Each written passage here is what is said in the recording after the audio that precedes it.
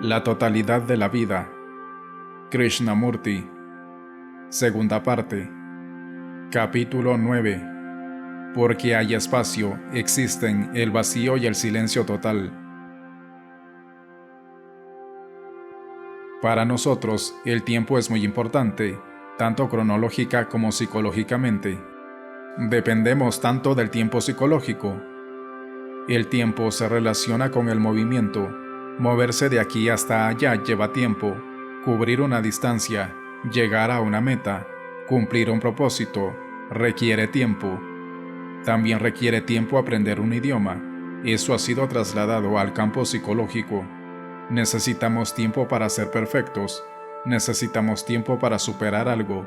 Necesitamos tiempo para librarnos de nuestras ansiedades, de nuestro sufrimiento, de nuestros temores, etc. El tiempo es necesario en cuestiones prácticas, en el campo de la tecnología, y así sucesivamente, y esa necesidad de tiempo se ha introducido en nuestra vida psicológica y nosotros la hemos aceptado. Para terminar con nuestras nacionalidades, para volvernos fraternales, pensamos que se necesita tiempo. El tiempo psicológico implica esperanza. El mundo está loco, decimos, y esperamos que en el futuro habrá un mundo cuerdo. Nosotros nos preguntamos ahora si existe en absoluto una cosa con el tiempo psicológico. ¿Hay una acción en que el tiempo no esté involucrado en modo alguno? La acción que se origina en una causa, un motivo, necesita tiempo. La acción basada en un patrón de memoria necesita del tiempo para traducirse en acción. Si ustedes tienen un ideal, por noble, por bello y romántico que sea, incluso por insensato que pueda ser, necesitan tiempo para llegar a ese estado ideal, y para arribar a eso, destruyen el presente. No importa qué les ocurre ahora, lo importante es el futuro. En aras del futuro se sacrifican ahora. Algún futuro maravilloso establecido por los ideólogos, por los maestros religiosos, etc., de todo el mundo. Y estamos cuestionando eso, y nos preguntamos si existe en absoluto tiempo psicológico alguno. Por lo tanto, nos preguntamos si existe la esperanza. ¿Qué haré si no tengo esperanzas? La esperanza es tan importante para ustedes porque les brinda satisfacción, les da la energía, el impulso para lograr algo. Cuando uno mira con mucha atención, no sentimentalmente, sino lógicamente, ¿existe en absoluto el tiempo psicológico? El tiempo psicológico existe solo cuando uno se aleja de lo que es. Hay tiempo psicológico cuando uno se da cuenta de que es violento, y entonces procede a inquirir cómo podría librarse de ello. Ese movimiento que lo aleja a uno de lo que es tiempo. Pero si uno está total y completamente atento a lo que es, no existe entonces un tiempo semejante. La mayoría de nosotros somos violentos. La violencia no consiste solo en golpear a alguien, sino que es violencia la ira, los celos, la aceptación de la autoridad, el conformismo. Es violencia admitir los mandatos de otro. Los seres humanos son violentos, ese es el hecho, la violencia. La misma palabra violencia es condenatoria. Por el propio uso de la palabra, ustedes ya han condenado la violencia. Vean las intrincaciones de esto. Siendo violento y negligente, o perezoso, uno se aleja de ello e inventa una no violencia ideológica. Eso es tiempo, el movimiento desde lo que es hacia lo que debería ser. Ese tiempo llega a su fin completamente cuando solo existe lo que es, lo cual no implica una identificación verbal con lo que es. La ira es una forma de violencia, o el odio, o los celos. La palabra ira, odio o celos son condenatorios en sí mismos, son verbalizaciones que dan fuerza por reacción. Cuando yo digo, estoy iracundo, he reconocido por las iras pasadas la ira presente, por lo tanto, estoy usando la palabra ira, que es del pasado, e identifico esa palabra con el presente. La palabra se ha vuelto extraordinariamente importante. Sin embargo, cuando uno no la emplea, de modo que solo existe el hecho, la reacción, entonces ese sentimiento no se fortalece. ¿Es posible vivir psicológicamente sin mañana? Cuando uno dice, yo te amo, nos encontraremos mañana, ese efecto está en la memoria y se proyecta hacia el día de mañana. ¿Hay una actividad sin tiempo en absoluto? El amor no es tiempo, no es un recuerdo. De serlo, no es amor, obviamente. Yo te amo porque me diste sexo, o me diste alimento, o me halagaste, o dijiste que necesitabas un compañero. Yo estoy solo, por lo tanto te necesito. Todo eso no es amor, ¿verdad? Cuando hay celos, cuando hay ansiedad u odio, eso no es amor. Entonces, ¿qué es el amor? Evidentemente, el amor es un estado de la mente en el que no hay verbalización ni recuerdo, sino que es algo directo, instantáneo.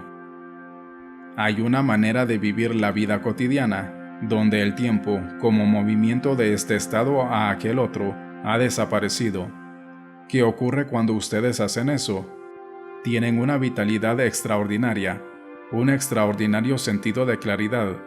Entonces, están tratando solamente con hechos, no con ideas, pero como la mayoría de nosotros estamos presos en las ideas y hemos aceptado ese modo de vivir, nos resulta muy difícil liberarnos, pero tengan un discernimiento en ello y entonces le habrán puesto fin. Nuestras mentes se hallan tan desordenadas, tan atestadas con el conocimiento, con las preocupaciones, con el dinero, con la posición y el prestigio. Están tan cargadas que no existe espacio alguno. No obstante, sin espacio no hay orden. Cuando yo miro este valle desde una altura, y en mi mirar hay una dirección porque quiero ver el lugar donde vivo, entonces pierdo la vastedad del espacio. Donde hay una dirección, el espacio es limitado. Donde hay un propósito, una meta, algo para ser alcanzado, no hay espacio. Si ustedes tienen en la vida un propósito por el cual están viviendo, en el cual se concentran, ¿dónde está el espacio ahí? Mientras que si no hay concentración, existe un espacio inmenso. Cuando hay un centro desde el cual miramos, el espacio es entonces muy limitado. Cuando no hay centro, o sea, una estructura del yo creada por el pensamiento, existe un vasto espacio. Sin espacio no hay orden, no hay claridad, no hay compasión. Vivir sin que haya esfuerzo, sin que haya acción de la voluntad, vivir con un espacio inmenso, es parte de la meditación. Hasta ahora hemos tratado solamente con las ondas en la superficie del océano. Ustedes solo han abordado la superficie de ello. Ahora bien, si han llegado hasta ahí, pueden penetrar en la profundidad del océano. Desde luego, deben comprender cómo sumergirse profundamente, no que ustedes se sumerjan. Ello sucede. Están la concentración, el darse cuenta sin opciones y la atención. La concentración implica resistencia, concentrarse en algo determinado, y en la página que uno está leyendo, o en la frase que uno trata de entender, es poner toda la energía en una dirección particular. En la concentración hay resistencia y por lo tanto, esfuerzo y división. Uno quiere concentrarse, el pensamiento se dispara hacia alguna otra cosa, y uno lo hace volver, la lucha. Si estamos interesados en algo, nos concentramos muy fácilmente. La palabra concentrarse implica poner la mente en un objeto determinado, una determinada pintura, una determinada acción. Una percepción alerta y sin opciones implica darse cuenta de todo, tanto externa como internamente, sin preferir cosa alguna, simplemente percibir los árboles, las montañas, la naturaleza, solo percibir, no escoger diciendo, me gusta esto, no me gusta aquello, o yo deseo esto, yo no deseo aquello. Es observar sin el observador. El observador es el pasado, el cual se haya condicionado y siempre está mirando desde ese condicionado punto de vista, y en consecuencia hay agrado, desagrado y así sucesivamente.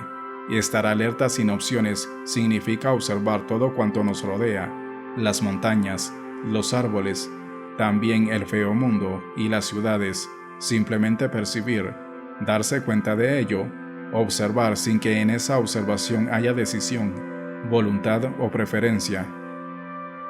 En la atención no hay un centro, no hay un yo que esté atento.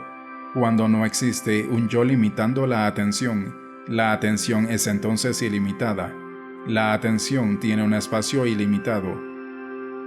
Después de haber comprendido todas las ondas de la superficie, el miedo, la autoridad, todas cosas tan triviales en comparación con lo que estamos investigando, la mente ha vaciado la conciencia de todo su contenido. La conciencia se encuentra vacía, no por acción de la voluntad, no a través del deseo, no por opción. Ella es, entonces, por completo diferente, pertenece a una dimensión totalmente distinta.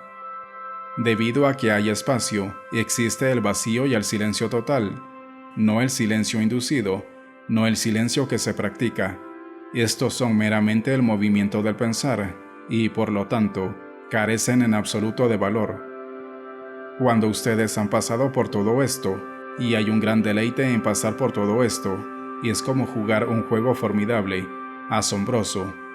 Entonces, en ese total silencio, hay un movimiento que es intemporal, que no está medido por el pensamiento, y el pensamiento no tiene lugar alguno en ello.